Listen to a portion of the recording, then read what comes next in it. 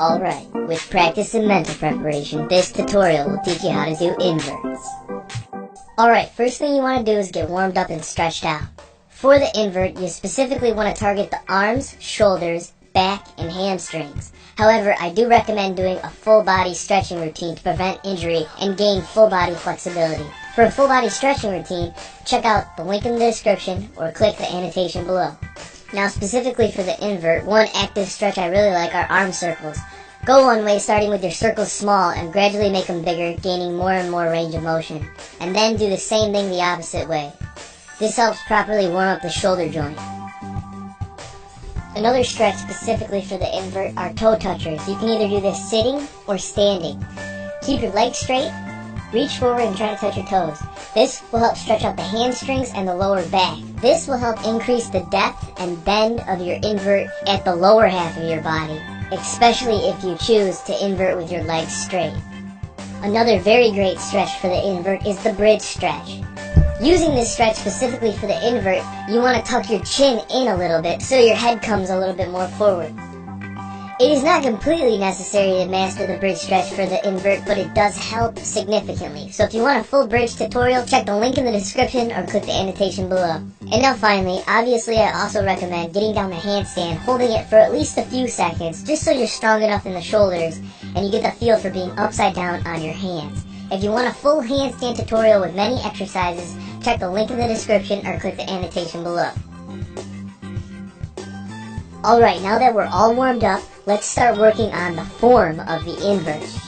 Now to take this from complete elementary stages, we're going to start working on the form from a standing position. To help with this, get an object that you can hold between two hands.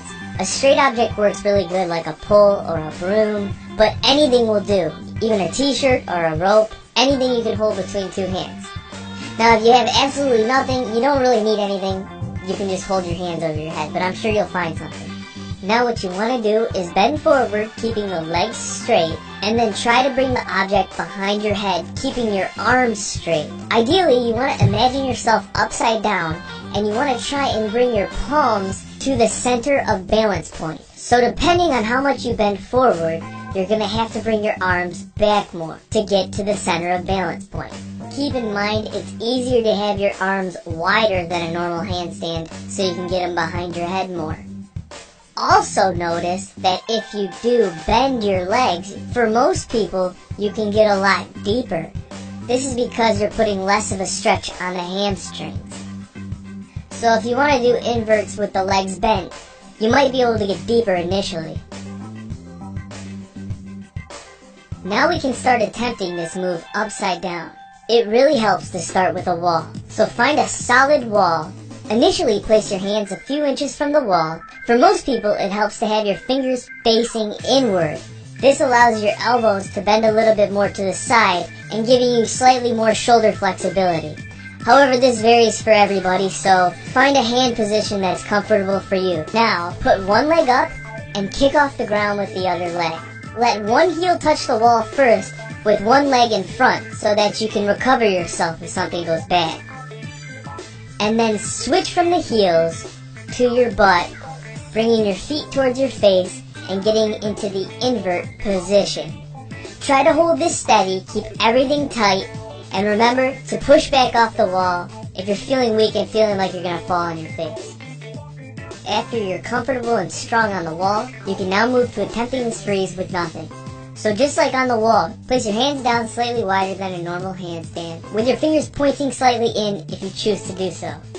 Then you're going to put one leg up and kick off with the other leg. As you come up, you want to try to bring your feet towards your head and crunch in like you're doing a sit-up, but keep the arms firmly placed on the ground.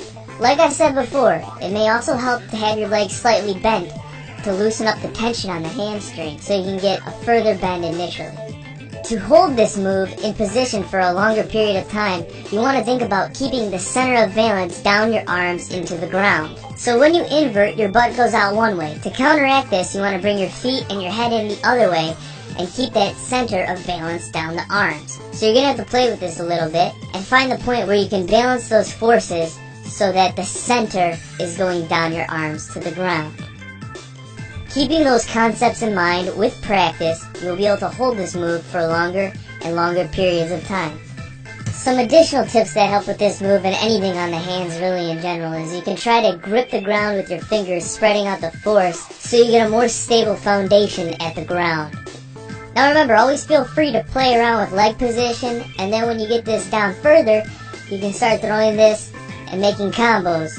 A lot of people like blowing up from the headstand, or you can throw this off of air flares, or basically off of anything. The invert's a very versatile freeze and a great one to have. Remember, keep practicing. If you practice and have a positive attitude, you can achieve this move. Just be consistent and believe in yourself. Thanks for watching, everybody. Peace, and don't forget to subscribe.